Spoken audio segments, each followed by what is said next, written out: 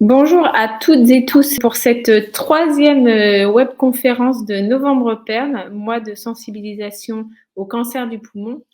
Merci à tous et toutes de votre fidélité et merci donc à tous nos orateurs. Donc, on vous avait présenté dans le générique Dominique Thierry de Juris Santé. Bonsoir Dominique.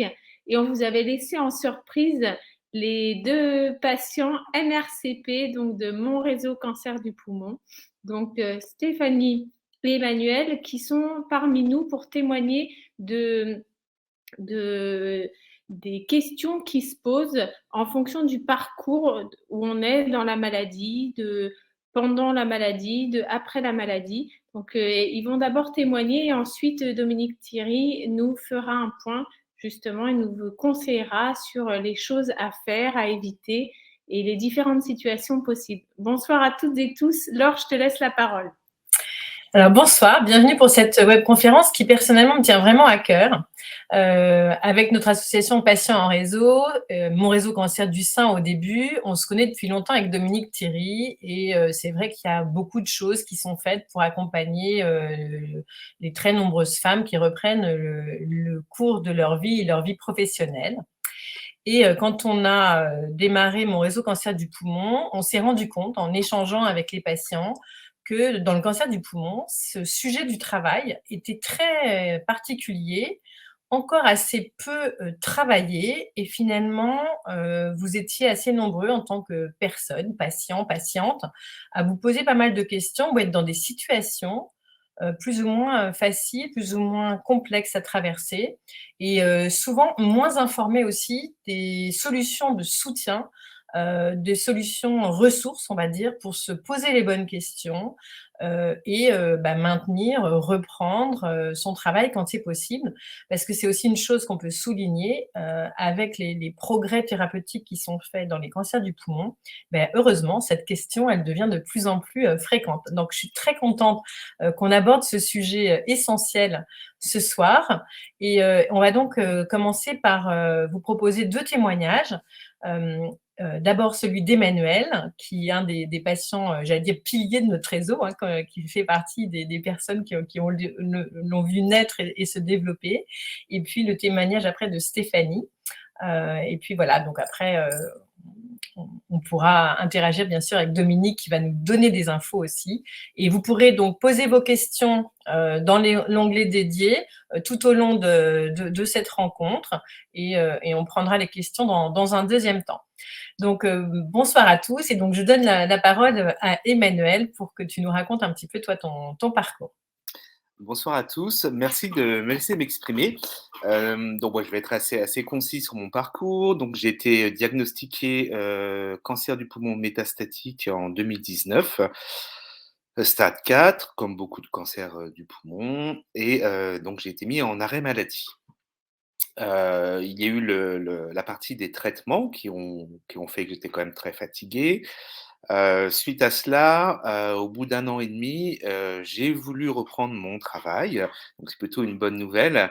Malheureusement, c'est pas forcément pensé comme je l'avais imaginé, donc j'ai été, plus ou moins reclassé, mis, ailleurs dans une autre, activité qui était la mienne, et donc ça s'est pas très bien passé. Bon, ça des choses qui arrivent, donc je suis de nouveau en arrêt maladie et je me soigne, grâce à la musique. En fin de compte, je fais beaucoup de musique, un peu comme de la musicothérapie, pour, aller mieux, et je ne vous cache pas que j'envisage peut-être, dans le cadre d'une reconversion, lorsqu'il sera, question de reprendre le travail, c'est-à-dire je pense milieu d'année prochaine, envisager, un tournant vers, la partie, musicothérapie ou thérapie via la musique ou art-thérapie. Bon, quelque chose qui s'apparente avec, l'art, l'expérience patient, et par rapport à ce que l'on a traversé. Voilà, un petit peu comme on essaye de se réinventer, à la suite, d'un cancer, parce que c'est vrai que l'on change et automatiquement les envies sont différentes. Voilà. Merci beaucoup, Emmanuel. Est-ce que Stéphanie, tu voudrais, donc toi partager ton expérience? Oui, bonjour, avec grand plaisir. Alors, donc moi, pareil, j'ai été diagnostiquée en janvier 2022 d'un cancer du poumon, pareil, métastatique. Je suis une grande passionnée de mon métier et l'une des choses, je crois, qui m'a fait le plus mal, ça a été d'arrêter de travailler. Donc, je me suis mis assez rapidement en tête d'essayer de trouver une solution pour reprendre le travail. Ça a fait un peu partie des objectifs liés à ce traitement, parce que lorsqu'on rentre dans un tel traitement, c'est toujours important, en tout cas selon moi, d'avoir des objectifs derrière. Certains, ce sera des projets de vacances, peut-être de voyage. Ben moi, c'était de reprendre comme je le pouvais, en tout cas le travail. Et j'ai eu la chance, au bout de 7 mois, de pouvoir reprendre le travail. Je continuais à suivre mes traitements. Je supportais assez bien les effets secondaires. J'ai un directeur d'établissement qui a juste été adorable, qui a réellement modulé mon emploi du temps de telle manière à ce que je puisse travailler dans de très, très bonnes conditions. Donc, j'ai repris à temps partiel thérapeutique, à mi-temps thérapeutique.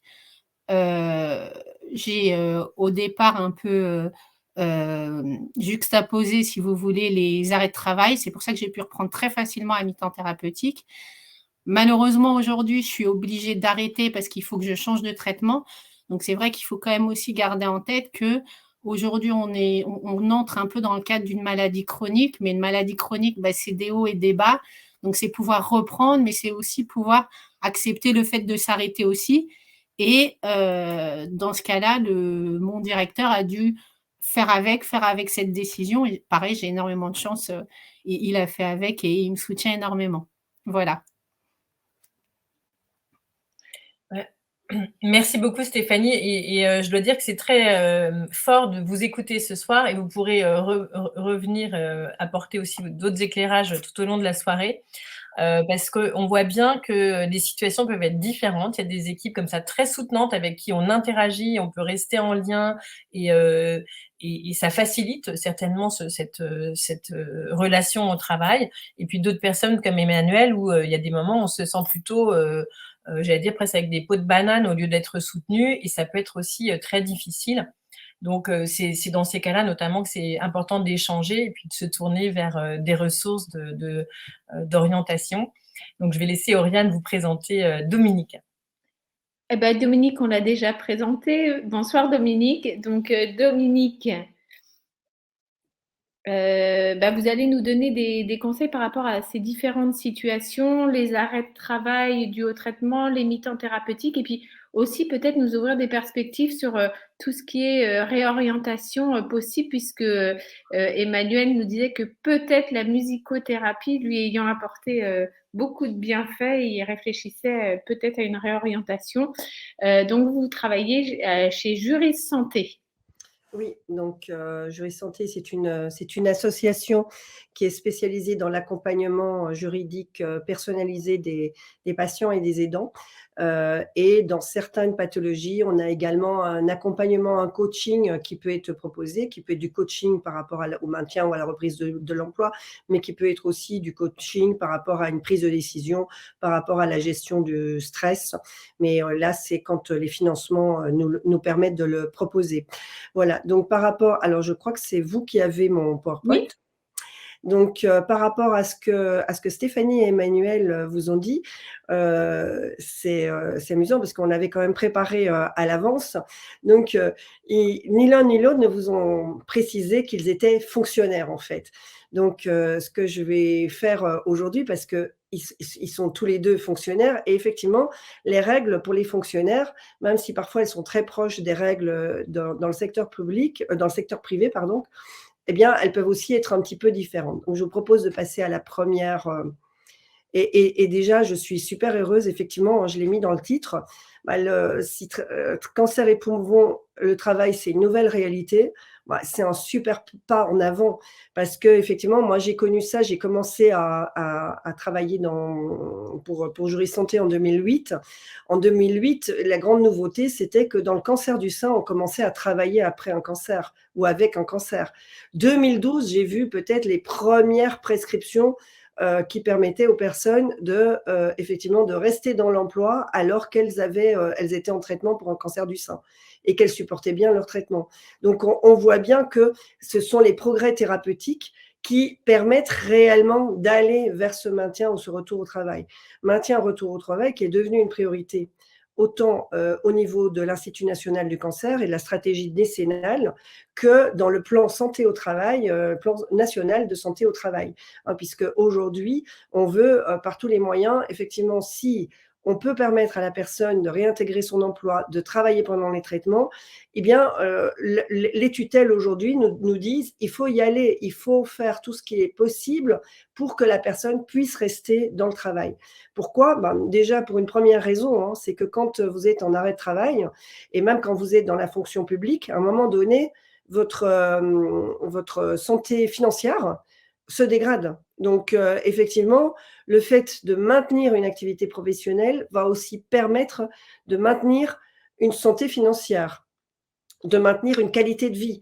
Il y a la qualité, alors il y a bien sûr la qualité de vie au travail dont on va évoquer les conditions, mais finalement, être dans une qualité de vie au travail, un maintien dans l'emploi, une sécurité financière permet aussi la qualité de vie. Et c'est ce tout qui finalement est vertueux. Donc, on a évoqué, on peut passer la DIA. Oriane, voilà.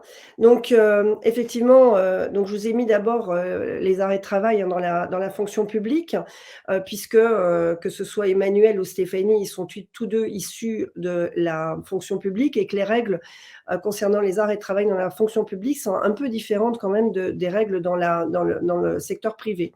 Donc effectivement, ce que vous a informé Stéphanie, c'est qu'elle a eu plusieurs arrêts. Alors je pense, Stéphanie, vous me direz si je me trompe, mais elle a donc eu à plusieurs reprises des arrêts de travail et qui devaient être en fait tout simplement des congés ordinaires, qui sont considérés comme des congés ordinaires dans la fonction publique. À savoir, c'est un congé où pendant 3 mois, on va être pris en charge au niveau du traitement, on recevra son traitement à 100%, sauf certaines primes, hein, mais bon, je ne vais pas rentrer dans ces détails-là. Et ensuite, pendant 9 mois, on aura effectivement ce traitement, on ne recevra plus le plein traitement, mais on recevra un demi-traitement. J'imagine, Stéphanie, vous avez commencé par ces congés ordinaires et puis, vu la répétition des arrêts de travail, peut-être la nécessité de vous arrêter là de nouveau maintenant, comme vous l'évoquiez, vous avez dû faire le choix de faire une demande de congé longue maladie.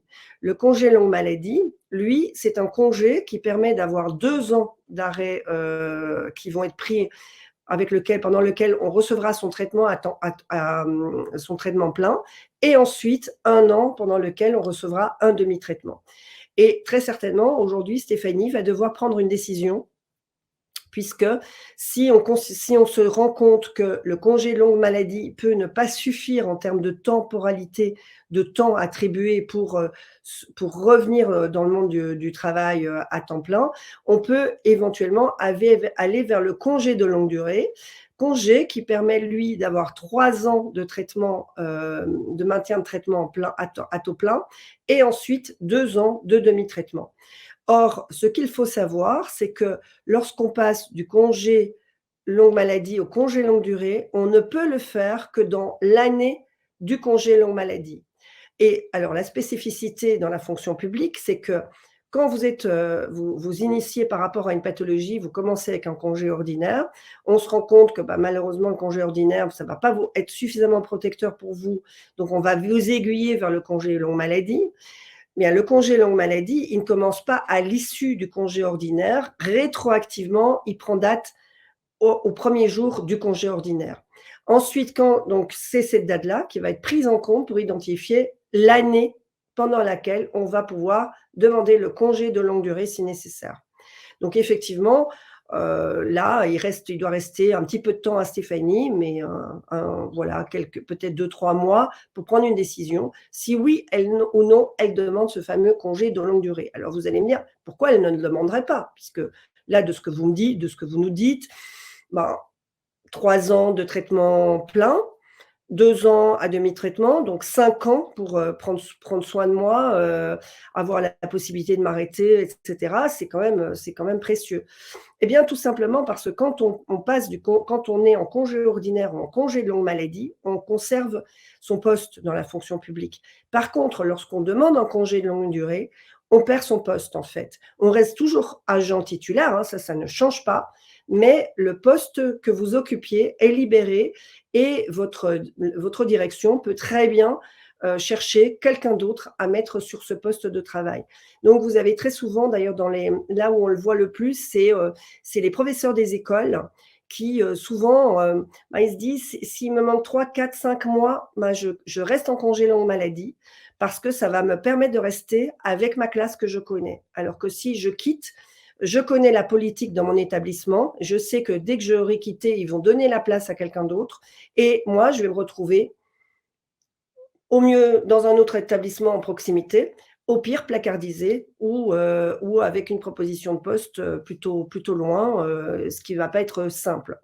Alors, donc, vous voyez, c'est là, en fait, l'enjeu du passage du congé longue maladie au congé de longue durée.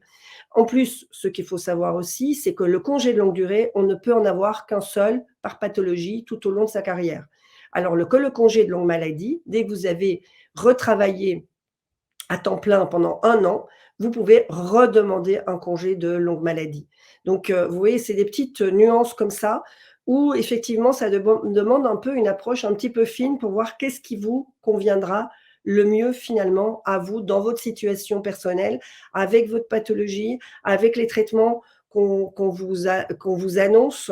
Voilà, c'est difficile que quelqu'un prenne la décision pour vous. Alors, si ce n'est que de temps en temps, certaines administrations forcent la main et vont vous balancer vers le congé de longue durée, alors que vous auriez préféré rester en congé de longue maladie. Mais bon, ça, c'est une autre histoire. Donc, la grande nouveauté par rapport à tout ça, c'est qu'aujourd'hui, il est possible d'obtenir un congé de longue maladie fractionné, de la même manière qu'il est aussi possible d'obtenir un congé de longue durée fractionné. Donc, ça veut simplement dire qu'effectivement, c'est des congés longue maladie, vous allez de nouveau donc avoir exactement le même temps, 3 ans, donc 2 ans à plein traitement, 1 an à demi-traitement. Mais la différence, c'est que vous n'êtes pas obligé de les prendre de façon continue. Vous avez besoin de prendre 3 mois, de revenir 1 mois, de repartir 3 mois. Vous avez des personnes qui sont en traitement, qui ont besoin de suivre des traitements. Eh bien, on peut, par exemple, leur accorder le fractionnement. Et ces personnes vont, par exemple, avoir 4 jours de présence sur leur lieu de travail et 1 jour de disponible dans la semaine pour réaliser leurs soins, ou 3 jours et 2 jours. Voilà. En tout cas, ça, c'est les gros avantages du fractionnement. On n'a pas encore beaucoup de retours sur les fractionnements, puisque c'est quelque chose d'assez récent. Ça doit faire à peu près 2 ans dans le congé de longue maladie et c'est une nouveauté de cette année de mémoire dans le congé de longue durée. En tous les cas, c'est assez récent, donc peu de retours. Moi, les retours que j'ai eus là récemment, parce que j'ai eu l'occasion de faire un petit tour de France des établissements de santé pour réaliser des conférences ou des ateliers sur cette thématique-là, notamment. Donc, j'ai eu l'occasion de rencontrer beaucoup de personnes, dans certains départements, on me disait c'était génial, le fractionnement, ça fonctionnait très bien. Elles avaient 3 jours par semaine, 2 jours où elles pouvaient se reposer, faire leurs soins, leurs traitements. D'autres personnes qui me disaient on me l'a refusé, j'ai pas compris pourquoi on me l'a refusé, et où visiblement il fallait être en traitement très lourd pour que ce soit accordé. Enfin voilà. Donc on n'a pas encore une image bien claire de comment ce fractionnement est mis en place, mais en tout cas, vous pouvez le demander. Et vous connaissez le proverbe, qui ne demande rien n'a rien. Donc, si vous pensez que le fractionnement, ça peut être quelque chose qui peut vous aider, moi, je vous incite à en parler avec votre N+1, avec le médecin de prévention, le médecin du travail, de manière à voir si c'est quelque chose qui pourrait être aidant dans votre situation. Donc, vous avez entendu, comme dans le secteur privé, effectivement, on a un temps qui est où on est en plein traitement, qui est certes beaucoup plus long que ce qu'on a dans le droit commun du secteur privé.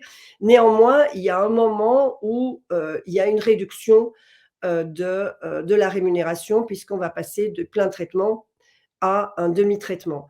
C'est là qu'entrent en jeu les prévoyances. Alors, ce qu'il faut savoir, c'est que là aussi, c'est en train de changer dans la fonction publique, puisque jusqu'à présent, en fait, il y avait effectivement certaines structures qui proposaient des prévoyances, qui étaient donc des prévoyances qui n'étaient pas obligatoires. C'était des prévoyances, ce qu'on appelle des prévoyances facultatives. En fait, lors de votre embauche, votre employeur, qui est donc qui pouvait être la fonction d'État, la fonction hospitalière ou la fonction territoriale, s'ils avaient mis en place une prévoyance au bénéfice des salariés, en fait, ils pouvaient la proposer. La grosse différence par rapport à ce qui va se passer d'ici quelques mois, c'est qu'il y avait effectivement une négociation de ces structures pour pouvoir mettre à disposition des fonctionnaires une prévoyance, avec une négociation des prévoyances, etc., du prix et tout, mais c'était proposé aux fonctionnaires qui donc décident si oui ou non il veut la prendre, mais il n'y avait aucune contribution de votre employeur à cette prévoyance. Donc la prévoyance, elle était à votre charge. Même s'il a obtenu, ils ont quand même obtenu en règle générale des super sommes, des super prix et des conditions un petit peu, enfin, qui sont quand même pas mal, hein, mais malgré tout, c'était complètement à la charge des fonctionnaires. Donc, ce qui conduisait de nombreux fonctionnaires qui commencent leur carrière jeune à ne pas prendre cette prévoyance. Pourquoi? Parce que quand vous êtes jeune, vous avez l'impression que le monde est à vous, qu'il ne vous arrivera jamais rien et que finalement, enfin, ça ne sert à rien, quoi. Pourquoi je vais aller donner tous les mois 90 €? Je dis n'importe quoi, hein, mais voilà, pourquoi est-ce que je vais aller donner 70, 90 € pour payer une prévoyance qui finalement va sans doute jamais me servir? Et donc, on a réalisé que même là où il y avait des propositions de prévoyance, en fait, tous les fonctionnaires ne la prenaient pas puisqu'elle n'était pas obligatoire. Alors, ça conduit à quoi? Ça conduit à ce que, effectivement, vous avez des personnes qui travaillent, qui sont professeurs des écoles, qui ont pris la prévoyance. Et donc, ces professeurs des écoles qui ont pris la prévoyance, en règle générale, ça leur garantit 75% de leur traitement. Donc, effectivement, eux, quand ils passent, stratégiquement, ils se disent, est-ce que je reste en congé longue maladie, je vais en congé longue durée, mais je risque de perdre mon poste? Stratégiquement, ils se disent, 3-4 mois tenir avec 75% de mon salaire, c'est jouable. Quand vous devez tenir quelques mois sans prévoyance, on n'est pas dans la même cour, hein, voilà, si je peux me permettre. Donc voilà, donc du coup, il y a eu ce constat hein, quand même généralisé. Moi, j'ai vu des prévoyances proposées par peu, mais il y en a quand même parfois dans la fonction territoriale. Il y en a dans la fonction hospitalière, mais pas partout. Et on est toujours, c'est des niveaux de protection de 70-75% du… Enfin, moi, ce que j'ai vu, c'est 70-75% de maintien de salaire qui sont garantis comme ça. Et qui vont garantir d'ailleurs le congé ordinaire, le congé longue maladie, le congé longue durée, mais qui peuvent aussi parfois garantir la mise en disponibilité pour raison de santé. Enfin voilà, c'est des contrats qui sont quand même intéressants quand on les accepte. Donc le constat, vous l'avez compris, c'est mis à disposition, mais comme c'est facultatif et lorsque les personnes qui commencent, elles se disent je vais pas, enfin voilà, je pense pas en avoir besoin, on n'a pas 100% de la population éligible qui a accepté ces prévoyances. Donc là, il y a une grosse restructuration au niveau de l'État actuellement qui va imposer des prévoyances, que ce soit dans la fonction publique d'État, la fonction publique territoriale ou la fonction hospitalière. Les employeurs vont devoir petit à petit mettre en place ces prévoyances qui ne seront plus des prévoyances facultatives, mais qui vont bien devenir des prévoyances obligatoires. Donc ça commence. On attend les premières prévoyances cette fin d'année, mais je crois qu'ils ont jusqu'à 2026 pour achever la mise en place de ce système de prévoyance pour tous les fonctionnaires. Donc, Stéphanie vous a également évoqué… Excusez-moi.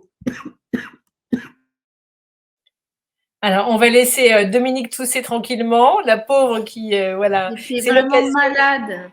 Voilà, de remercier Dominique de sa présence ce soir malgré sa maladie. Et c'est l'occasion aussi de dire à tous, quel que soit votre état de santé aujourd'hui, qu'il y a plein de microbes qui circulent en ce moment. que tout le monde s'est dit que c'était la fin du Covid et tout ça, mais du coup, il y a énormément de gens malades. Donc, n'hésitez pas à porter des masques, à demander autour de vous plus de prudence, surtout si vous êtes en traitement qui touche à votre immunité, à voir avec vos équipes de soins pour vérifier que vous avez bien reçu les vaccinations qui peuvent vous protéger. C'est trop dommage quand on est en traitement pour un cancer d'avoir en plus voilà, une mauvaise bronchite, une grippe ou un Covid qui peut vraiment vous handicaper pendant encore plus. Voilà. Donc, on revient sur le monde du travail et donc, juste pour les personnes, donc là, on finit le tour sur la question de la fonction publique qui est souvent moins abordée. Donc, merci beaucoup de le faire ce soir, Dominique. Et après, bien sûr, il y aura aussi des spécificités pour les personnes dans le privé. Donc, oui, merci de votre compréhension. En fait, c'est mes petits-fils, là, qui m'ont contaminée. Donc, comme je vous disais, Stéphanie nous a évoqué son temps partiel thérapeutique. Donc, la grosse différence entre le temps partiel thérapeutique dans la fonction publique et le temps partiel thérapeutique dans le secteur privé, c'est que dans la fonction publique, le temps partiel thérapeutique, c'est vraiment un minimum de 50%. Donc, dans la fonction publique, on parle bien de mi-temps thérapeutique. Et ce qui oblige la personne à revenir au moins à 50% de son temps de travail. Alors que dans le privé, on le verra un petit peu plus loin, mais je vous le dis déjà, effectivement, c'est beaucoup plus souple que ça. Donc, ce qu'il faut savoir aussi, c'est que là, aujourd'hui, la grande nouveauté, c'est qu'on va pouvoir avoir un premier temps partiel thérapeutique, éventuellement d'1 an. Et si on retourne travailler dans la fonction publique 1 an, on pourra avoir un autre temps partiel thérapeutique pour la même pathologie, ce qui était complètement impossible dans le passé. Dans le passé, c'était comme le congé de longue durée. À partir du moment où vous aviez fait 1 an de temps partiel thérapeutique dans une pathologie, c'était terminé. Vous ne pouviez plus avoir un temps partiel thérapeutique pour la même pathologie dans le futur. Donc, 1 an de temps partiel thérapeutique sur toute une carrière, bon, c'était quand même très compliqué pour des personnes qui sont amenées éventuellement à devoir se réarrêter, etc. Donc, il n'y avait qu'une solution, c'était comme d'ailleurs pour le congé de longue durée, c'est pour le temps partiel thérapeutique, à l'époque, on switchait, on disait que ce n'était pas la pathologie cancer, par exemple, mais on disait que c'était une autre pathologie, classiquement une dépression, qui faisait qu'on avait besoin d'un nouveau temps partiel thérapeutique. Donc ça, aujourd'hui, ça a été levé, et un peu sur l'exemple de ce qui se passe dans le privé, puisque dans le privé, là aussi, on est de plus en plus sur des temps partiels thérapeutiques qui sont limités à 1 an.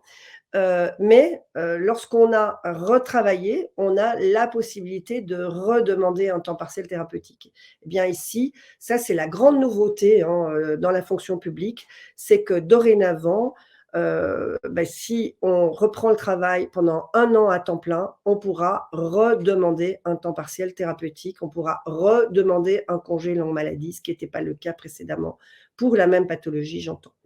Donc, en ce qui concerne, donc normalement, alors en principe, dans la fonction publique, les temps partiels thérapeutiques sont quand même bien acceptés et il est rare qu'ils soient refusés. Néanmoins, sachez qu'il y a toujours la possibilité pour un de vos employeurs publics de vous refuser un temps partiel thérapeutique s'il invoque la nécessité de la continuation du service. Puisque vous avez, dans la fonction publique, il y a vraiment cet élément, c'est qu'il faut qu'il n'y ait pas d'interruption du service public. Donc, sur base des besoins du service, si l'employeur public estime que le temps partiel thérapeutique n'est pas compatible avec ça, eh bien, ça ne... Je ne sais pas ce qui se passe. Voilà. Si l'employeur public estime que ce temps partiel thérapeutique n'est pas compatible avec les besoins du service, il peut le refuser. Moi, honnêtement, comme je vous ai dit, je fais ce travail quand même depuis 2008. J'ai dû voir 3 situations où le temps partiel thérapeutique a été refusé. Mais une cette année quand même. Donc, voilà. Donc, c'est quand même quelque chose d'important. Après, vous allez me dire, oui, mais quand on est sur des pathologies métastatiques, 3 ans, 5 ans, c'est long, mais c'est court aussi. Et puis, on peut très bien, en fait, arriver à la fin de ces 3 ou 5 ans sans pouvoir reprendre le travail. Alors, éventuellement, on pourra peut-être ouvrir un nouveau congé de longue durée sur la base d'une autre pathologie. Ça, c'est des choses qui peuvent aussi se jouer parfois, mais parfois, ce n'est pas possible. Et parfois, on se dit, mais pourquoi est-ce que je ne pourrais pas bénéficier d'une… Pourquoi est-ce que j'ai ça, moi ? Est-ce que je ne pourrais pas finalement bénéficier d'une invalidité, comme dans le privé finalement? Et ça, c'est une question qui est… Alors, je ne sais pas ce qui se passe. Non, hop, c'est moi qui décide là? Je ne sais pas. Bon, donc peut-être que… voilà, donc souvent en tout cas, les personnes qui sont en situation métastatique, à un moment donné ou un autre, on arrive à un moment où, sauf à ce que l'état de santé permette de reprendre le travail pendant 1 an à temps plein, ou éventuellement sur un temps partiel, mais qui ne sera pas thérapeutique, mais qui sera un temps partiel, qui peut être de droit d'ailleurs. Si vous avez une reconnaissance qualité de travailleur handicapé, vous pouvez demander un temps partiel à 80%, par exemple. Donc, à partir du moment où effectivement on arrive un peu en bout de course comme ça, on se dit, mais est-ce qu'il n'y aurait pas une possibilité d'invalidité? Et là, c'est là où on a quand même les limites, les limitations de la fonction publique, puisque il existe bien une allocation d'invalidité temporaire qui peut être demandée par le fonctionnaire et qui remplirait tout à fait cette fonction de dire je ne peux pas travailler à temps plein, mais je peux travailler un certain temps et je peux le faire avec une pension d'invalidité. Sauf que dans les règles de la fonction publique, l'allocation d'invalidité temporaire n'est accessible que si vous allez au bout de votre congé longue maladie ou si vous êtes au bout de votre congé de longue durée. Donc là, par exemple, moi, j'ai rencontré des personnes qui, effectivement, avaient consommé tous les 1 an de temps partiel thérapeutique, mais elles auraient aimé continuer à travailler, sauf que elles ne pouvaient plus travailler dans le cadre du temps partiel thérapeutique puisqu'elles l'avaient consommé. Donc, il fallait qu'elles repartent sur un temps plein, mais elles n'étaient pas non plus capables de reprendre sur un temps plein. Alors, certaines peuvent absorber la diminution de 20% du temps de travail au niveau financier, puisque ça veut dire 20% du temps de travail, c'est un impact financier. Et vont vers cette solution-là pour reconstituer des droits, redemander le temps partiel thérapeutique. Mais bon, comme je vous dis, ce n'est pas le cas de tout le monde. Pour certaines personnes, 20% de diminution de ressources, ce n'est pas une question. Donc du coup, ils auraient bien aimé avoir cette allocation d'invalidité temporaire, mais malheureusement, comme je vous dis, elle n'est accessible que si vous êtes en fin de droit, congé longue maladie, congé de longue durée. Donc s'il vous reste 1 an ou 2 ans de congé longue maladie ou de congé longue durée, on vous demande de les prendre parce que vous n'avez pas accès à l'allocation d'invalidité temporaire. Et point supplémentaire, c'est que si vous avez accès à ce moment-là, donc à la fin de vos droits au congé de longue maladie ou au congé de longue durée, voire même au congé ordinaire, si vous avez accès à la pension pour invalidité de la fonction publique, eh bien, on va vous mettre en pension d'invalidité et non pas en allocation d'invalidité temporaire. Donc, je pense qu'il y a encore des choses qui doivent progresser au niveau des textes de loi, très certainement, parce que ça ne répond pas, et là je suis très claire, ça ne répond pas à vos besoins dans le cadre de situations métastatiques. Donc voilà, mais comme vous avez vu, les choses avancent. Le temps partiel thérapeutique est renouvelable désormais. On peut redemander un congé longue maladie après 1 an d'arrêt de travail. Enfin, il y a des choses qui se mettent en place. Il y a le fractionnement qui se met en place, qui sera peut-être très utile par rapport à pouvoir, effectivement, 5 ans, si vous êtes dans le cadre d'un fractionnement, ça peut se transformer en 10 ans. Voilà, pour certains en tout cas. Donc, effectivement, il y a des choses qui vont être de cet ordre-là. Ensuite, pour revenir sur ce que Emmanuel nous disait, que lui, voilà, il a repris, puis bon, ça n'a pas été à la hauteur de ce qu'il espérait, et aujourd'hui, il est de nouveau en arrêt de travail. Donc, et il a découvert, et c'est souvent, d'ailleurs, beaucoup de patients atteints de cancer, que ce soit cancer du poumon, mais d'autres types de cancers aussi. Qu'est-ce qui se passe? Vous faites, finalement, le cancer, c'est un temps où il y a plein de remises en question et il y a les remises en question d'ailleurs au niveau du travail, le sens apporté au travail. Il y en a pour certains comme Stéphanie, le travail c'est l'éclat total et c'est sa bouffée d'oxygène très certainement et elle en a besoin et c'est quelque chose qui la fait avancer. D'autres, ils réalisent que le travail finalement c'est quelque chose qui leur pèse, que ça correspond plus du tout à ce qu'ils voulaient faire et qu'ils ont découvert des nouvelles choses. Là, Emmanuel nous parlait de la musique dans le cadre des soins de support, j'imagine, d'art-thérapie. C'est des découvertes qui ont plus de sens et on a envie finalement de changer de vie. Et dans ce cadre-là, effectivement, il y a des choses qui peuvent être mises en place. Là aussi, il faut s'adresser à votre N+1, voire à votre RH si vous en avez un, au médecin du travail ou au médecin de prévention également. Ce sont des bonnes portes d'entrée parce que quand vous êtes dans la fonction publique, effectivement, pendant l'arrêt de travail, vous pouvez avoir accès à un bilan de compétences et éventuellement une formation ou éventuellement à des aménagements pour passer des concours, ce genre de choses. Mais ça, il faut un petit peu vous renseigner. Voilà. Puis je pense que je vais passer au secteur privé parce que je vois que le temps passe, à moins que vous vouliez que je réponde déjà à des questions. Non, je pense qu'on va, si tu veux aborder le privé, peut-être. Oui, c'est bon. Voilà, parfait. Et puis on prendra les questions peut-être après ces deux slides-là, peut-être. Oui. Donc l'arrêt de travail dans le privé, en parallèle, vous voyez en miroir de la fonction publique, on retrouve la maladie ordinaire. La maladie ordinaire où effectivement, on n'est pas en affection de longue durée, où on est malade, on va pouvoir s'arrêter. Et bien, dans le cadre de la maladie ordinaire, par exemple, ce qui est prévu, c'est que vous pouvez avoir droit jusqu'à 360 jours d'indemnité journalière sur une période de 3 ans. Par contre, lorsque vous êtes en affection de longue durée, et clairement, quand on a un cancer du poumon, on est en affection de longue durée, à ce moment-là, on a un régime beaucoup plus favorable qui permet d'obtenir jusqu'à 3 ans d'indemnité journalière de date à date à compter du premier arrêt de travail, ce qui va permettre effectivement de sécuriser les choses. Alors, ce qu'il faut savoir, c'est que dans le cas du secteur privé, malheureusement, l'intervention, c'est la sécurité sociale qui vous verse les indemnités journalières. Là, c'est pas votre employeur comme dans le public. Là, c'est pas un maintien de traitement, mais c'est vraiment des indemnités journalières de la sécurité sociale qui sont versées, qui, elles, malheureusement, sont limitées à 50% de votre salaire brut, avec un plafond supplémentaire, puisque en France, on aime bien les doubles conditions. Donc, on a à la fois, on ne peut pas toucher plus de 50% de son salaire brut, et en plus, on ne pourra pas toucher plus de 47 € et quelques centimes par jour d'indemnité journalière, qui est le deuxième plafond qui s'applique. En outre, il faut qu'on ait ouvert suffisamment de droits. Donc, ça veut dire que les personnes, pour obtenir jusqu'à 6 mois d'indemnité journalière, il faut qu'elles aient travaillé un minimum de 3 mois, 50 heures par mois, ou un calcul par rapport au SMIC, mais que je vous passe parce que c'est un petit peu complexe.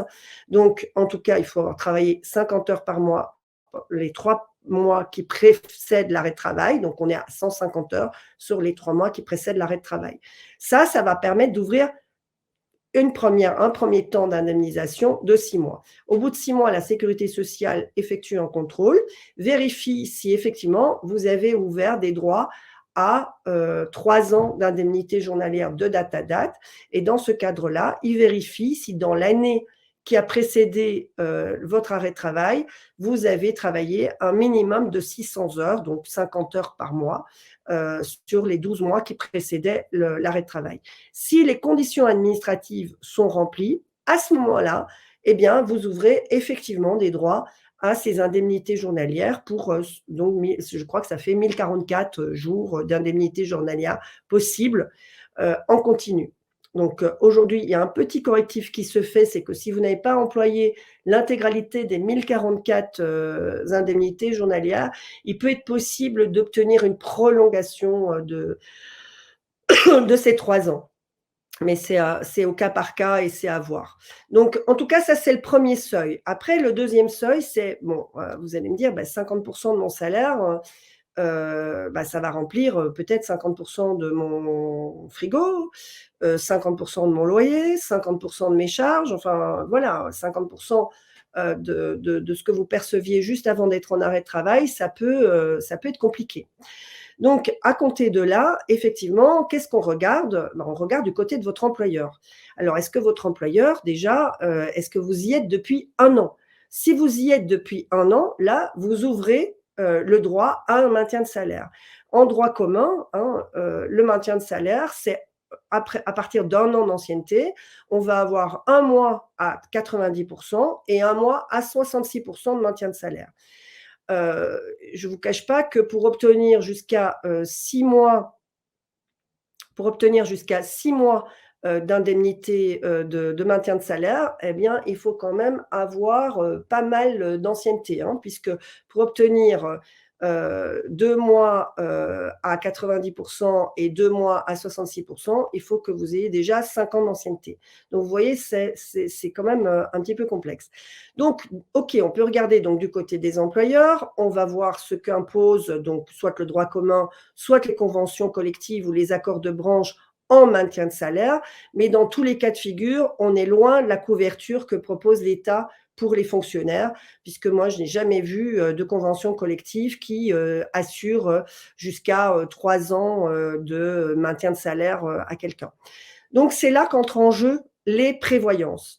Alors, au contraire de la fonction publique, les prévoyances dans le privé, ça fait longtemps qu'on connaît le système des prévoyances collectives obligatoires dans les entreprises.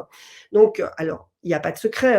Pourquoi est-ce qu'elles sont obligatoires dans les entreprises? C'est souvent parce qu'il y a eu soit une convention collective qui vient l'imposer, soit il y a eu un accord de branche qui vient l'imposer. Donc, puisque si vous travaillez dans le privé, vous savez que soit effectivement, il n'y a pas de convention collective, votre entreprise fait partie d'un secteur d'activité où il n'y a pas encore de convention collective et votre entreprise n'a pas adhéré à une convention collective, soit il y a une convention collective qui s'impose et votre entreprise est obligée de la respecter, soit choisit d'adhérer à une convention collective, soit il y a des accords de branche et c'est là où se joue tout ce qui va faire la prévoyance. Puisque dans le cadre de ces conventions ou accords, la prévoyance va imposer également le taux minimum de couverture de cette prévoyance, d'assurance de cette prévoyance. Donc, on va avoir, par exemple, dans certains secteurs, on va avoir des prévoyances où on va obliger l'employeur à prendre une prévoyance minimum à 70%, par exemple. Dans d'autres secteurs, on va avoir l'obligation pour l'employeur de prendre une prévoyance à 100% du salaire. Donc ça, c'est très dépendant de la négociation de ces conventions collectives. Et donc, je vous laisse imaginer, il y a quand même le rôle très important des syndicats là derrière aussi. Il y a également quand même certains employeurs qui se disent non, parce qu'ils ont été sensibilisés, parce qu'ils ont quelqu'un de leur famille parce qu'ils ont vécu déjà la situation avec un autre salarié et qui volontairement vont faire protéger leurs salariés. Pour les entreprises qui n'ont pas de convention collective, qui ne sont pas soumises, qui n'ont pas volontairement adhéré à une convention collective et qui sont soumises au droit commun, en fait, la seule prévoyance obligatoire, c'est une prévoyance pour les cadres. Et cette prévoyance, elle est très limitée puisque il faut couvrir le cadre à minima à 40% de son salaire. Donc, vous voyez, on n'est pas sur des hauts taux là de protection en droit commun. Donc là aussi, il y a un travail de lobbying qui est en cours pour essayer de faire remonter le fait qu'il est absolument nécessaire de faire la même chose pour les prévoyances qu'on a pu le faire dans le passé pour les complémentaires santé, à savoir la complémentaire santé qui à une époque était volontaire, n'était pas obligatoire dans les entreprises. Aujourd'hui, toutes les entreprises ont l'obligation de vous proposer un contrat de complémentaire santé et de participer au financement de ce contrat de complémentaire santé. Donc, c'est la même volonté. Alors, pour les entreprises où il y a effectivement une obligation de prévoyance, il y a également une obligation pour l'employeur de participer au financement de cette prévoyance. On a anticipé ce qui se passe maintenant dans le secteur public. Mais là où il va falloir accélérer, c'est que il va falloir l'imposer dans toutes les entreprises parce que, je vous le dis sincèrement, parfois l'entrée dans la maladie, lorsqu'on n'est pas suffisamment couvert, lorsqu'on vient de changer d'emploi, qu'on n'a plus la prévoyance qu'on avait dans l'ancien job, qu'on n'a pas l'ancienneté de 1 an, on se retrouve avec juste 50% de son salaire, voire même moins de 50% du salaire si le taux journalier du salaire est supérieur à 47, à 90 euros. Pour certaines personnes, c'est 20% du salaire qu'ils ont en réalité, ou 30% du salaire. Voilà. Donc, il y a des efforts à faire sur les prévoyances, mais en tout cas, quand vous en avez une, il est essentiel de vérifier la prévoyance parce qu'elle va vous accompagner tout au long de votre chemin. Elle va vous accompagner sur les indemnités journalières, elle va vous accompagner le jour où vous allez être en pension d'invalidité, le jour où éventuellement vous allez devoir quitter les effectifs de l'entreprise parce que l'entreprise souhaite vous licencier pour inaptitude ou parce que vous-même, vous avez envie de vous dégager de l'entreprise. Effectivement, la prévoyance, elle peut vous accompagner jusqu'à l'âge de votre retraite si vous respectez bien les clauses du contrat. Donc, comme vous le devinez, en parallèle de ce qui se passe dans la fonction publique, il est également possible d'effectuer un temps partiel thérapeutique dans le secteur privé.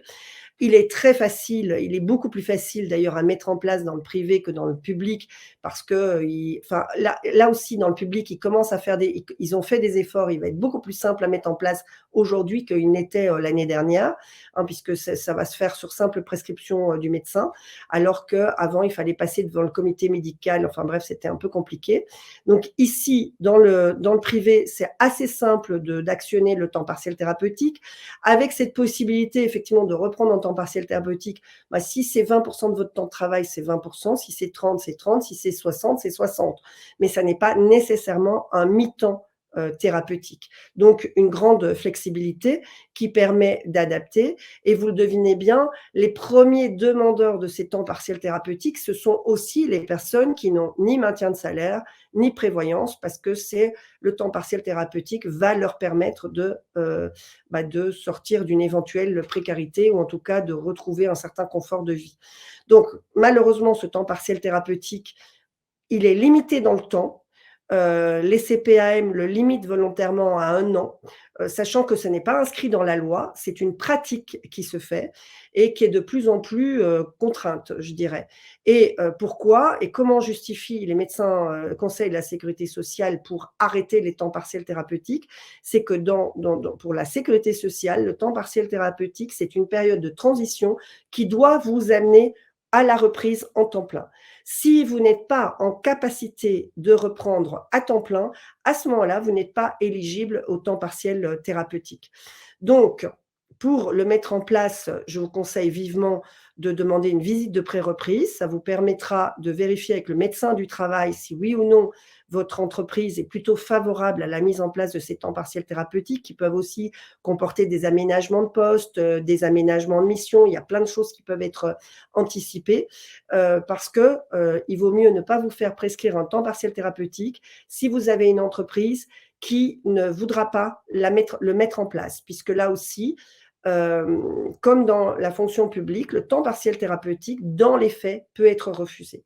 Donc, faites attention à ça. Avant de demander une prescription de temps partiel thérapeutique, demandez une visite de pré-reprise avec le médecin du travail pour faire le point. Et n'hésitez pas à appeler votre N+1 en lui disant simplement « on commence à envisager, sans préciser de date, on commence à envisager peut-être que je pourrais reprendre, mais pas à temps plein, en temps partiel. Est-ce que ce serait compatible avec l'organisation de l'entreprise ?»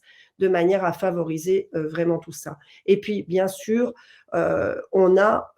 lorsqu'il n'y a pas de reprise à temps plein possible, l'avantage dans le secteur privé, c'est qu'on a accès aux pensions d'invalidité qui vont permettre de compenser financièrement un peu la perte de gains liée à la perte de capacité de travail.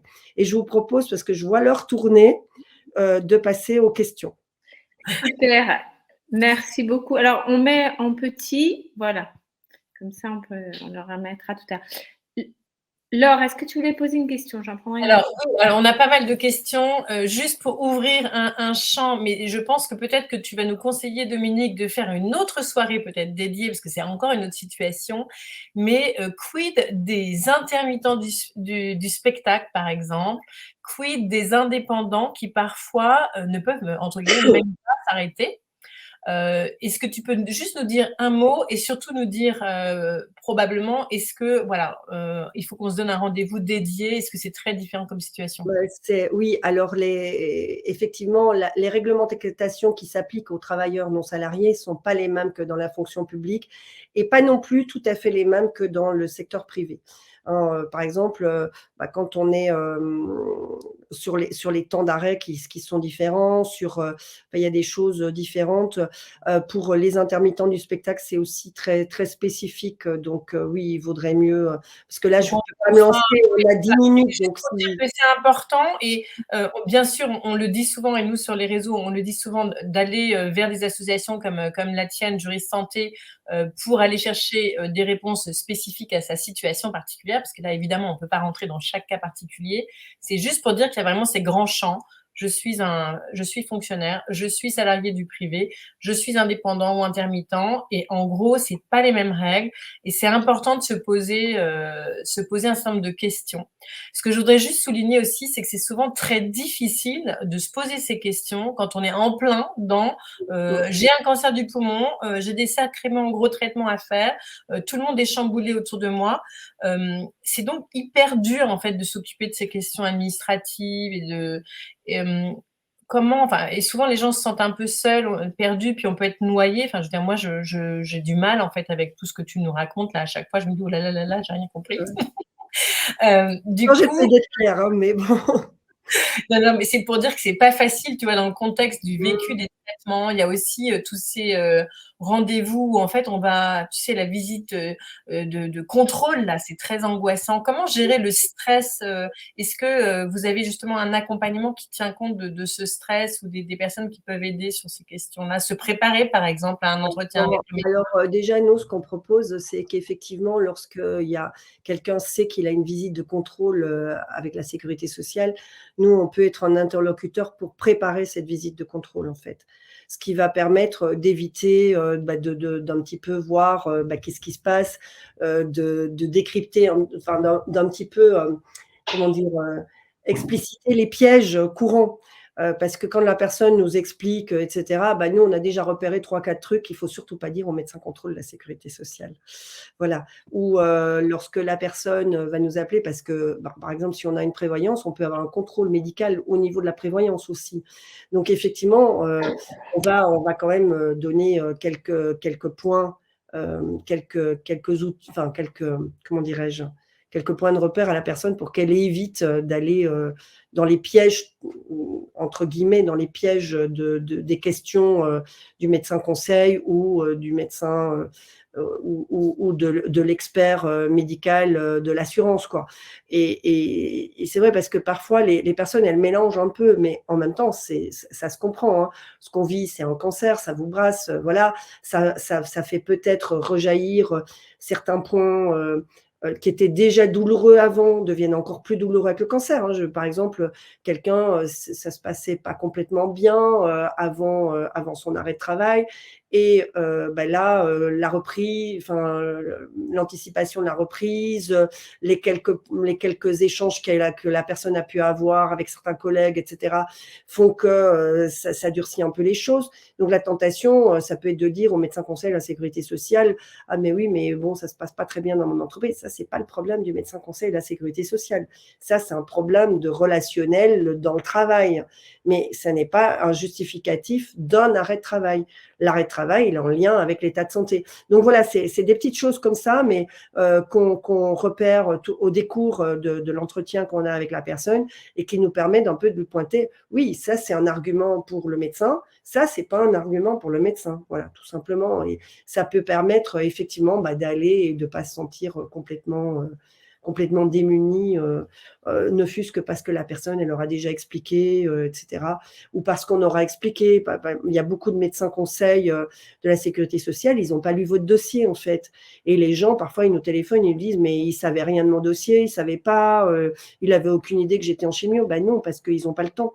On dit que les oncologues n'ont pas le temps, mais les médecins conseils de la sécurité sociale, c'est pareil. Hein, ils n'ont pas non plus beaucoup de temps et malheureusement, ils n'ont pas toujours le temps de regarder votre dossier avant. Donc, ils prennent un peu ce que vous leur dites, ils tapotent sur leur ordinateur, ils vont peut-être sortir quelque chose, mais la Sécu n'a pas la copie de tout votre dossier médical. En fait, ils vont avoir la copie, ils peuvent avoir est-ce que vous avez acheté vos médicaments, pas acheté vos médicaments. Enfin voilà, donc ça permet d'expliciter aussi. Puis vous pouvez tomber sur des médecins très sympas, comme vous pouvez tomber sur des médecins beaucoup moins sympas. On est bien d'accord.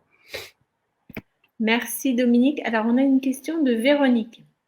Véronique, donc, elle est en fin de CLM et elle doit reprendre son poste d'enseignante en arts plastiques et son médecin a fait un lien entre sa pathologie et les produits qu'elle est amenée à manipuler. Et donc, elle est très paniquée d'y retourner. Comment faire ? Il va falloir, il faut qu'elle sollicite, il faut qu'elle sollicite un entretien avec le médecin de prévention qui pourra voir effectivement comment on peut adapter le poste. Moi, j'avoue que je ne suis pas prof d'art plastique, donc je ne connais pas ce qui est mis en cause comme produit, mais il faudrait voir effectivement est-ce qu'elle peut effectuer le travail, parce que j'imagine qu'étant prof d'art plastique, ça doit quand même être un métier qui lui plaisait. Donc, peut-être voir est-ce qu'il existe des ingrédients, j'imagine que c'est au niveau des peintures que ça posait beaucoup de problèmes. Est-ce qu'elle pourrait effectuer le même type d'enseignement avec des produits qui seraient plus adaptés? À ce moment-là, le médecin de prévention ou le médecin du travail, hein, selon l'appellation dans son établissement, va pouvoir préconiser l'adaptation des matières avec lesquelles elle travaille. Mais oui, autrement, ça veut dire un changement de poste. Alors, il y a pas mal de questions dans le film et peut-être que Emmanuel ou Stéphanie voudraient soit rebondir, soit poser une question, soit par rapport à ce que vous avez entendu ce soir. Donc, pas pour Emmanuel. Et Stéphanie, tu veux apporter un éclairage ou une question supplémentaire ? Non, pour le coup, ça a été très, très clair. Juste en ce qui concerne le fait d'arrêter, de reprendre le problème de la chronicité de la maladie où on arrête, on reprend. Comment est-ce qu'on se met en CLM, en CLD, mais Dominique, vous avez très, très bien répondu à cette question-là. Et le fait qu'on ne soit vraiment pas, pour le coup, accompagné dans cette décision. Là, c'est moi avec tous mes petits papiers, je vais faire mes petits comptes. Hein, voilà. Pour le coup, on n'est pas accompagné dans cette décision. C'est dommage. Oui. Peut-être que ça vaut le coup de revenir vers Dominique, juriste santé, pour vous aider à faire ces calculs et faire les meilleurs choix pour vous-même et vos familles, parce que souvent, on est dans cette réflexion pour soi, mais au-delà de soi, il y a souvent l'équilibre familial et qu'est-ce qui est le meilleur choix pour tous. Et par rapport à ces allers-retours, il y a une question, remarque de Sandrine qui nous dit que finalement, alors on présente beaucoup le temps partiel thérapeutique comme une bonne solution. Nous, on a quand même globalement des retours assez positifs là-dessus. Maintenant, ce qu'elle décrit, c'est aussi parfois au début, tout le monde est un peu content. Là, c'est un peu on revient, oh, c'est formidable, comme on est content de te retrouver, etc. Mais après, il peut y avoir la réalité de l'entreprise ou en tout cas le monde du travail, il est dans la performance, dans le fait que chacun doit faire au max. Et c'est pas toujours évident de garder le niveau de temps partiel qui a été convenu. Et du coup, ça peut devenir finalement de plus en plus délicat, difficile à gérer au fil du temps, en fait. Et parfois, ça peut même aller vers une dégradation importante et une déception de part et d'autre. Est-ce que Dominique, il y a moyen un petit peu soit de mettre des garde-fous ou de réfléchir à ça ou de l'évaluer? Enfin, est-ce que tu as des exemples qui se passent bien? Parce que c'est un peu le problème de la chronicité de la maladie qu'on retrouve beaucoup dans le cancer du poumon aujourd'hui. Hein. La majorité des personnes sont des personnes qui ont une maladie qui se chronicise et qui vont vouloir reprendre leurs activités sociales, professionnelles, etc. Mais avec toujours des traitements Donc ce côté un peu, qui peut être un peu en yo-yo parfois d'étapes où il va falloir quand même faire une pause de traitement et après revenir. Est-ce que tu as des conseils par rapport à ça? Alors, en fait, il n'y a pas en principe, hein, dans la loi, il est bien inscrit qu'il n'y a pas d'obligation d'information de l'employeur, de sa pathologie. Mais, et c'est vrai que même quand les gens, aujourd'hui, les gens, vous parlez de cancer, ils pensent aux grandes catégories de cancer, hein, voilà, et ils font des raccourcis par rapport à ça. Et donc malheureusement, que ce soit dans l'entreprise ou dans la fonction publique, on voit 2 types d'attitudes, de manière, récurrente. Une attitude qui est de dramatiser: «Oh mon Dieu, il y a un cancer, elle va plus pour rien, elle ou il ne va plus pour rien pouvoir faire, ça va être catastrophique, on va plus pouvoir lui confier de missions importantes parce que de toute façon ça servira à rien». Et voilà, ça c'est une première façon de voilà. Et puis on a une autre façon qui est: «Oui bon, bah, OK, il, elle a un cancer, bon, bah, c'est bon, hein, les cancers, tout le monde en parle, tout le monde en a, finalement ça se traite bien, donc bah, écoute, tu es revenu, ça fait 2-3 mois, là, tu comprends, pendant que tu étais absent, on a beaucoup compensé pour toi et tout parce que tu as pas été remplacé éventuellement, où on fait porter la charge de la culpabilité sur le salarié ou le fonctionnaire, alors que c'est à l'employeur d'organiser de manière à ce qu'il n'y ait pas de surcharge sur l'équipe, hein, puisque voilà, c'est à chacun de prendre son niveau de responsabilité. Moi, régulièrement, quand les gens me disent: «Oui, mais mes collègues, ça fait des mois qu'ils ont une surcharge de travail à cause de moi». Non, pas à cause de vous, à cause de l'employeur, qui ne vous remplace pas. Ça, c'est autre chose, hein, donc il faut remettre, un peu, je dirais, si vous me permettez l'expression, l'église au milieu du village, hein, mais voilà. En gros, il faut quand même bien avoir ça en tête, c'est que c'est pas le salarié qui est responsable de la surcharge de travail. C'est à l'employeur d'organiser le travail de l'équipe de manière à ce qu'il n'y ait pas de surcharge ou à, effectivement remplacer le salarié.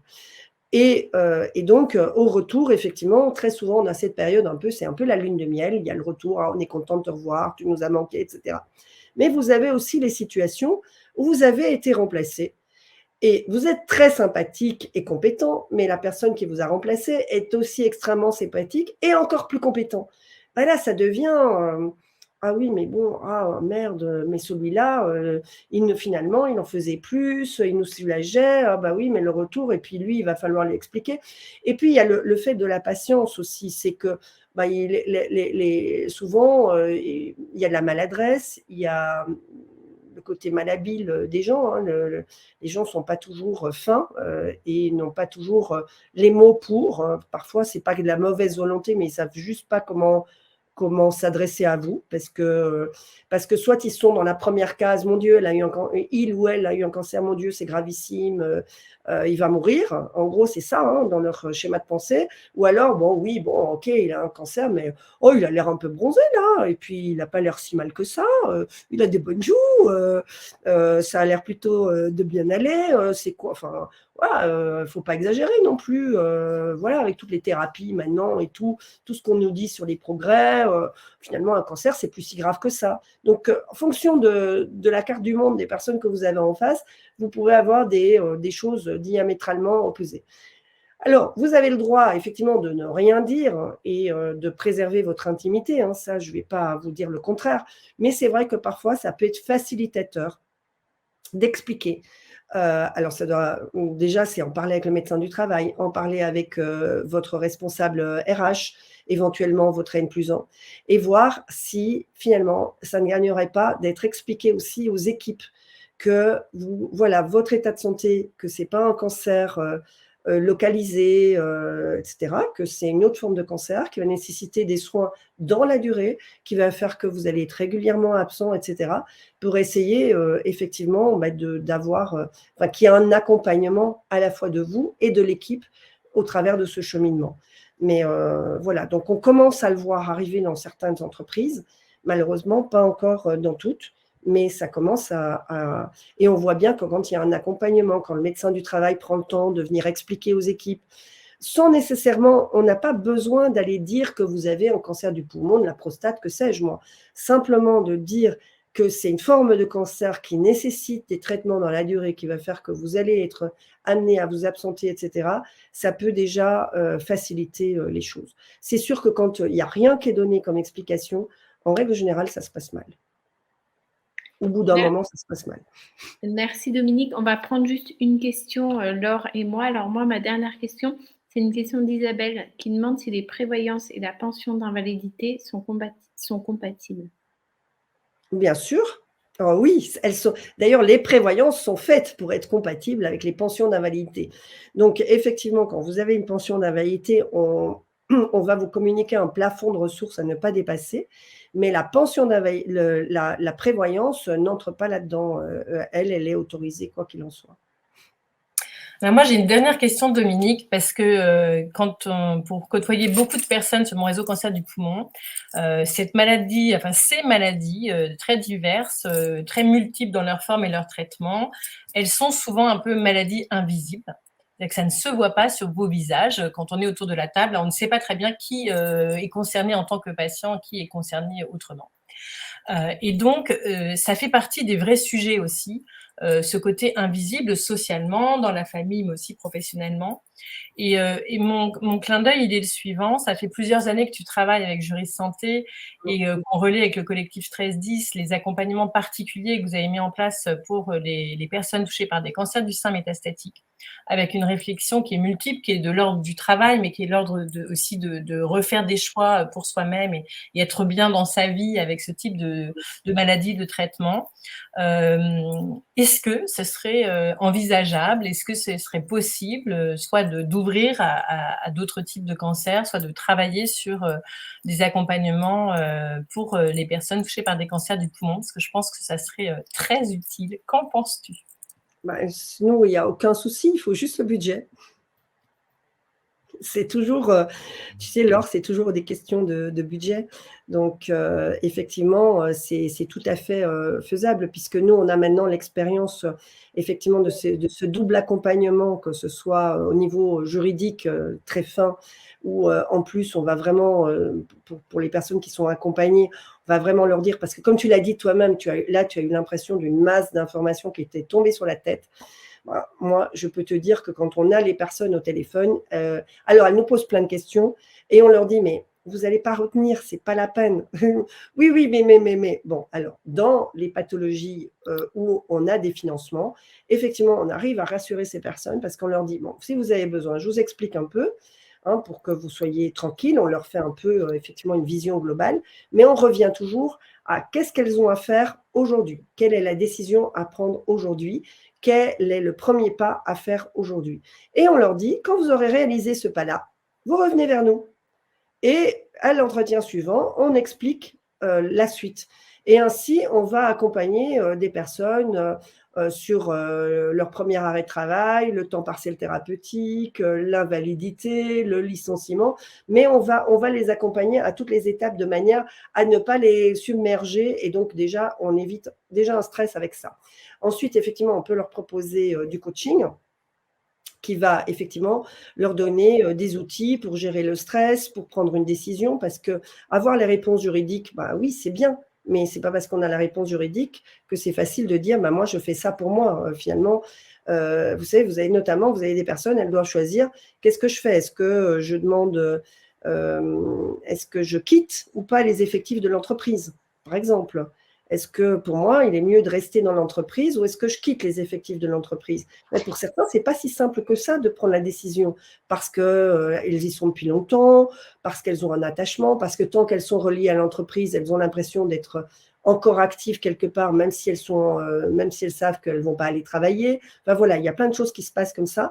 Et ça, c'est des accompagnements grâce au coaching. Mais voilà, les coachs, on les rémunère, les juristes, on les rémunère. Donc, effectivement, les accompagnements premium, on les fait pour ceux pour lesquels on a obtenu des financements. Alors, on aimerait bien pouvoir le faire pour tout le monde, mais jusqu'à présent, on n'a pas obtenu de financement pour tout le monde. Donc, pour ceux qui n'ont pas l'accompagnement premium, en règle générale, on va leur donner, effectivement, on va essayer de faire passer le plus d'infos et quand même à s'assurer que la personne ait compris. mais parce qu'on n'aura pas le temps d'aller l'accompagner à toutes les étapes du dispositif. Alors que l'accompagnement premium, comme dirait Thierry, bah oui, on va vraiment essayer d'être au plus près des besoins tout au long du cheminement. Mais donc, nous, on l'a fait, on a cette antériorité, on l'a fait pour les ados, jeunes adultes atteints de cancer. Donc, effectivement, là, on a un programme. Hein. S'il y a des personnes qui ont malheureusement un cancer du poumon avant l'âge de 25 ans, il n'y a pas de souci. Là, on peut le prendre en charge. On a ouvert ce programme aussi dans le cancer du sein métastatique et on l'a ouvert également avec la filière de santé Brain Team dans les maladies neurologiques dégénératives. Mais on serait ravis de le mettre en place avec toi pour on va y réfléchir, je pense, avec les personnes de mon réseau cancer du poumon et puis nos partenaires pour, je pense, voir quelles seraient les possibilités. Mais je pense que ça serait vraiment formidable parce qu'il y a beaucoup de questions et peut-être, il y a aussi, il y a plus de repères dans le cancer du sein. Il y a beaucoup plus de personnes qui sont passées par là et puis il y a aussi un décalage, je trouve, de proportion. C'est-à-dire que dans le cancer du sein, c'est la minorité des patientes qui vivent avec un cancer du sein métastatique. Dans le cancer du poumon, aujourd'hui, malheureusement, parce que cette maladie, elle se diagnostique difficilement et souvent tard, la majorité des personnes vivent avec un cancer du poumon métastatique. Et donc, du coup, j'allais dire, pour moi, c'est un véritable enjeu pour mieux vivre.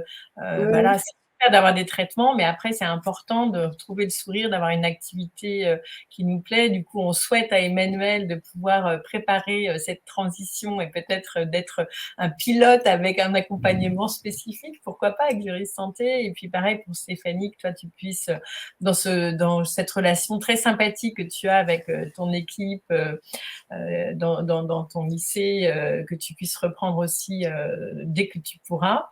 Voilà, mais je trouve que on se rend compte qu'avec Oriane, on est content de proposer aussi ces temps de réflexion, d'échange, pour aborder des sujets qui ne sont pas que l'innovation thérapeutique, même si on est très attaché à ça, évidemment. Il y a tout ce qui est, voilà, comment vivre mieux avec ces situations. Et c'est l'occasion de faire un petit rappel pour demain. Oui, alors demain, on se retrouve pour les soins oncologiques de support. Et notamment un focus sur la psychologie, la psycho-onco. C'est une thématique qui nous est souvent demandée. Et là, on va axer sur les spécificités hommes-femmes, parce que parfois, quand on est un homme, on n'ose pas toujours parler de ces mots, ou on n'a pas forcément un médecin qui nous dit c'est une ressource. Donc, on va avoir un psycho-oncologue du CHU de Lille qui est absolument génial. On vous assure une visio vraiment super et très utile encore sur un autre sujet. C'est à 13h. Vous avez le lien. Donc, on vous donne rendez-vous demain. Moi, je voulais remercier. Alors, Dominique, merci infiniment pour toutes ces infos. Le replay, je pense, va être très utile et très regardé. Emmanuel, alors, continue avec la musique et on attend peut-être un concert ou une petite démonstration de musique. Continue avec bien, voilà. la musicothérapie, ça fait partie des soins de support d'ailleurs. Exactement. Et Stéphanie, merci beaucoup pour ce témoignage. Et puis, c'est super d'avoir une équipe bienveillante autour de soi. Bon courage pour la reprise des traitements et puis à bientôt. Merci beaucoup. Très bonne soirée à tous. Très bonne soirée. Au revoir. À bientôt. Merci beaucoup. Très bonne soirée à tous. Très bonne soirée. Au revoir. Au revoir.